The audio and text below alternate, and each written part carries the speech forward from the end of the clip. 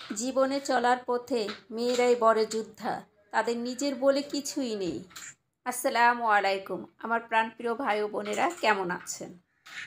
শিশুকালে যে ঘরটাতে আমরা বড় হই, হাসি আনন্দ বেদনায় ভাই বোন মিলে কত সুখ দুঃখের স্মৃতি থাকে, সেই ঘরটাকে একদিন ছেড়ে চলে যেতে হয় শ্বশুর বাড়ি, কারণ সেই ঘরটা আমার নয়।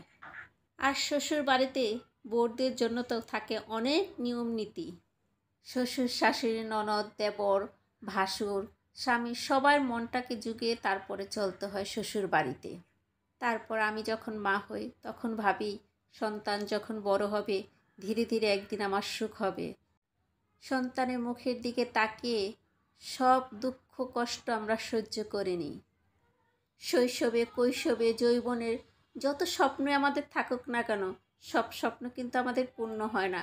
কিছু পূর্ণ হয় আর কিছুটা এভাবেই রয়ে যায়। তবুও আমরা আশায় বুক বেঁধে থাকি, সন্তান বড় হলে একদিন আমাদের সব দুঃখ কষ্ট যন্ত্রণা মুছে দিবে।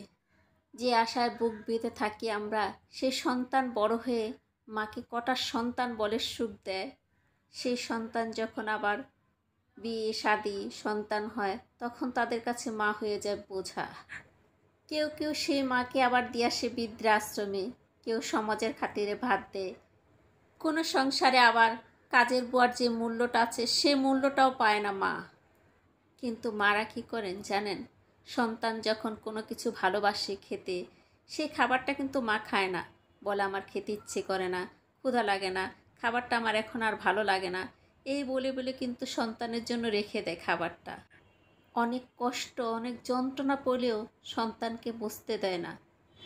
সন্তান কিসে ভালো থাকবে, কিসে সুখ হবে, কিসে শান্তি হবে, প্রতিটা মুহূর্তে কিন্তু প্রতিটা মা এই চিন্তাই করে। কিন্তু সন্তানরা যদি এতটুকু করতো, তাহলে আজ থাকতো না বৃদ্ধাশ্রম, কোনো মা অবহেলায় লাঞ্ছিত হতো না।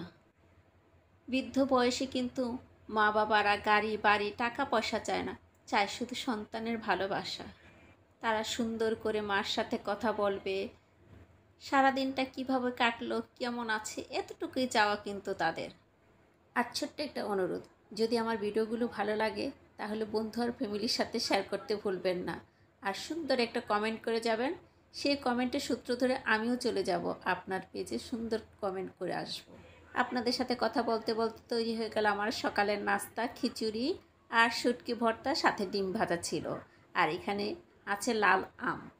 আর আমার ছেলেকে বলেছিলাম সিদ্ধ করে দিয়ে যে খাও তুমি এবার মিষ্টি আলু, সে দেখেন কম্পিউটার যুগের ছেলে মেয়ে নিয়েছে চামচ দিয়ে মিষ্টি আলু ছিলছে।